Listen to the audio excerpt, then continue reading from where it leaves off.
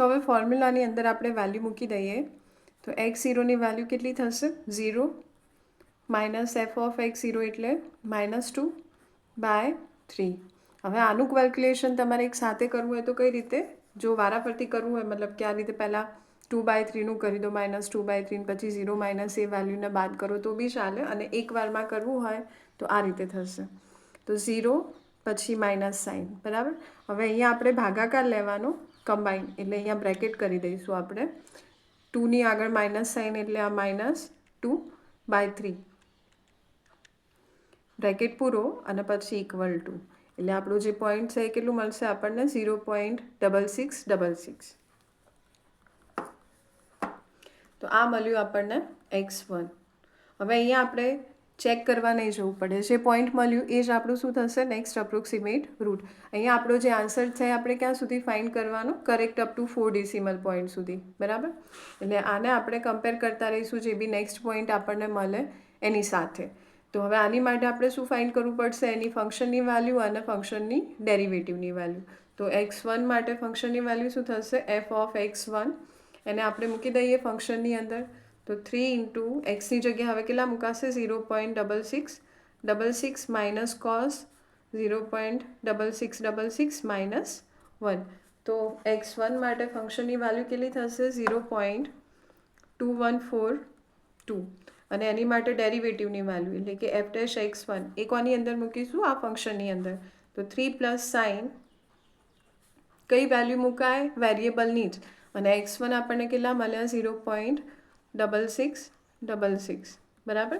તો અહીંયા ફંક્શનના ડેરિવેટિવની વેલ્યુ કેટલી થશે 3.6183. આપણે ધ્યાન રાખીશું કે જો કોઈ પણ ઇટરેશનની અંદર, કોઈ પણ સ્ટેજની અંદર ફંક્શનના ડેરિવેટિવની વેલ્યુ જો 0 અથવા તો ક્લોઝ ટુ 0 મળતી હોય તો ત્યાં આપણે આપણો એક્ઝામ્પલ સ્ટોપ કરી દઈશું અને આપણું જે ઇનિશિયલ પોઈન્ટ હોય એ આપણે બદલી દઈશું. પણ અહીંયા આપણને એવી કોઈ વેલ્યુ મળતી નથી, તો અત્યારે આપણે એને કન્ટિન્યુ કરીએ. તો હવે થશે next approximate root x2 is equal to, એની માટે હવે આપણું જે ઇનિશિયલ રૂટ હોય કયું થઈ ગયું x1. તો ફોર્મ્યુલામાં આવશે x2 is equal to x1 minus f(x1) by f'(x1), બરાબર. x1 એટલે 0.6666 માઇનસ એની ફંક્શનની વેલ્યુ કેટલી મળી આપણને 0.2142 બાય f'(x1) 3.6183. ફરી એક વખત કેલ્ક્યુલેટરમાં જોઈ લઈએ કે એક સાથે તમારે એનું કેલ્ક્યુલેશન કરવું હોય તો કઈ રીતે થાય.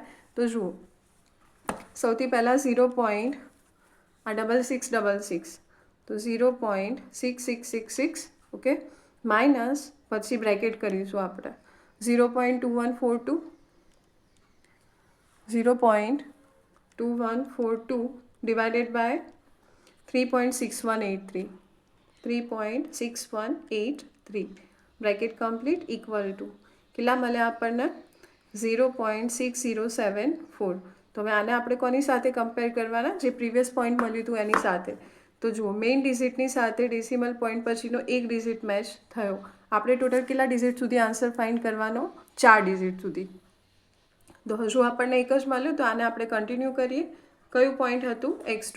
હવે એની માટે આપણે ફંક્શનની વેલ્યુ ફાઇન્ડ કરીએ અને એની ડેરિવેટિવની વેલ્યુ. તો f(x2) એટલે હવે આને ક્યાં મૂકવાના, ફરીથી ફંક્શનની અંદર એક્સની જગ્યાએ તો 3 ઇન્ટુ 0.6074 માઇનસ કોસ 0.6074 માઇનસ 1. તો આ પોઈન્ટ માટે ફંક્શનની વેલ્યુ આપણને કેટલી મળશે, તો અહીંયા થશે ફંક્શનની વેલ્યુ 0.0017.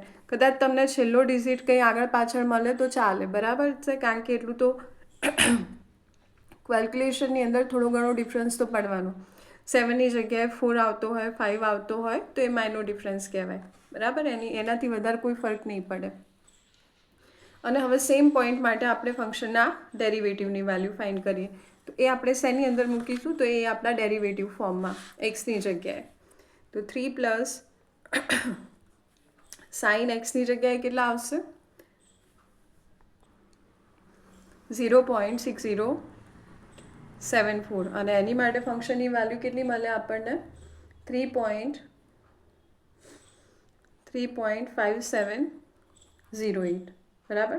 તો હવે આપણે નેક્સ્ટ અપ્રોક્સિમેટ રૂટ ફાઇન્ડ કરીએ. તો નેક્સ્ટ અપ્રોક્સિમેટ રૂટની formula x3 is equal to x2 minus fx2 by f' x2. x2 આપણને કેટલા મળ્યા 0.6074 માઇનસ એની ફંક્શનની વેલ્યુ 0.0017 અને ડેરિવેટિવની વેલ્યુ 3.5708. તો અહીંયા આપણી x3ની વેલ્યુ થશે 0.6071. તો આને આપણે પ્રીવિયસ પોઈન્ટ સાથે કમ્પેર કરીએ તો જુઓ આપણને વેલ્યુ કેટલી મળે 0.6074, અહીંયા 0.6071. ડેસિમલ પોઈન્ટ પછીના 3 ડિજિટ તો મેચ થઈ ગયા. આપણને 3 સુધી કીધા હોય તો આટલો આન્સર આટલે સુધી આવી ગયો આન્સર. આપણે આગળ કેલ્ક્યુલેટ કરવાની જરૂર પડે નહીં, પણ આપણને 4 પોઈન્ટ કીધા એટલે હજુ આપણે એક ઇટરેશન વધારે કરવી પડશે.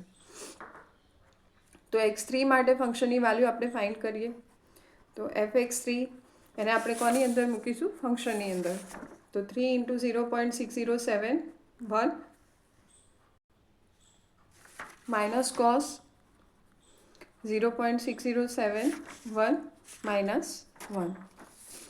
તો આ પોઈન્ટ માટે આપણને ફંક્શનની વેલ્યુ કેટલી મળશે 0.0000. આગળ તમને ડિજિટ મળે પણ આપણે 4 ડિજિટ સુધી કન્સિડર કરીએ તો બધા ડિજિટ કેવા મળશે 00. એની માટે ફંક્શનની વેલ્યુ લઈએ તો 3 × 0.6071 પ્લસ સાઇન એમાં એક્સ નહોતો ને એટલે 3 પ્લસ સાઇન એક્સ 0.6071. તો એની માટે ફંક્શનની વેલ્યુ કેટલી થશે 3.5704. અને હવે આની ઉપરથી આપણે નેક્સ્ટ અપ્રોક્સિમેટ રૂટ ફાઇન્ડ કરીએ x4. તો એની ફોર્મ્યુલા થાય x3 minus fx3 by f'(x3). x3 એટલે કેટલા તો 0.6071 માઇનસ fx3 0.0000 અને છેદમાં આવશે 3.5704. કેલ્ક્યુલેટર વગર બી આન્સર મળી જાય કારણ કે અંશમાં 0 આપ્યા અને છેદમાં કંઈ બી આપેલું હોય તો ઓલ ઓવર વેલ્યુ 0 એટલે આ તો 0 થઈ ગયા અને આ જ પોઈન્ટ રિપીટ થાય. તો અહીંયા આપણને રૂટ મળી ગયું 0.6071. આને આપણે કોની જોડે કમ્પેર કરવાનું હતું પ્રીવિયસ પોઈન્ટ સાથે. તો જુઓ મેઇન ડિજિટની સાથે ડેસિમલ પોઈન્ટ પછીના 4 ડિજિટ આપણને સરખા મળી ગયા. તો અહીંયા આપણું જે રિયલ રૂટ હોય કયું થાય રિયલ રૂટ ઇઝ 0.6071. પણ આ રૂટ ક્યારે મળે કે જ્યારે આપણે ઇનિશિયલ પોઈન્ટ પ્રોપર લીધેલું હોય ત્યારે, નહીંતર એની ટાઈમ આપણી જે મેથડ હોય ડાયવર્સ થઈ જાય. પણ જો આપણને ઇનિશિયલ પોઈન્ટ પ્રોપર મળી ગયું તો પછી આન્સર ઝડપથી બી મળી જશે અને આન્સર કેવો મળશે એક્યુરેટ મળશે. બરાબર.